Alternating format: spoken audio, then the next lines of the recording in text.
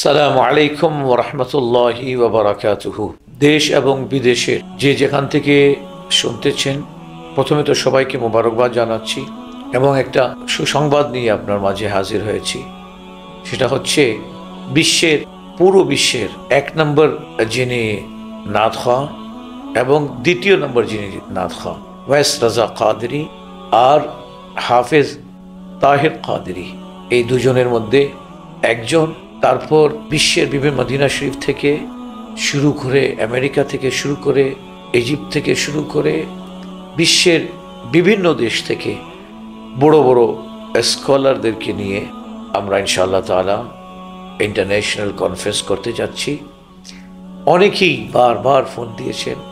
COVID-19 এর পর থেকে আমরা অনেকদিন এই কনফারেন্স করতে পারিনি। ইনশাআল্লাহ তাআলা ঢাকাতে আমাদের কনফারেন্স হল আছে, সেখানে ইনশাআল্লাহ তাআলা কনফারেন্স হবে এবং দেখবেন যে এবারের ইনশাআল্লাহ তাআলা মানে এমন হবে যে প্রাণ ভরে যাবে, এরকম একটা প্ল্যান করতেছি।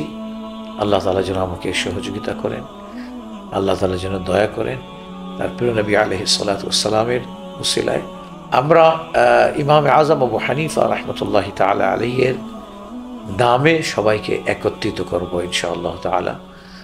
আমরা ইমাম আজম আবু হানিফা রাহমাতুল্লাহি আলাইহি কনফারেন্স 2025 কনফারেন্স করতে যাচ্ছি, অনেক বড় আকারের ইনশাআল্লাহ তাআলা।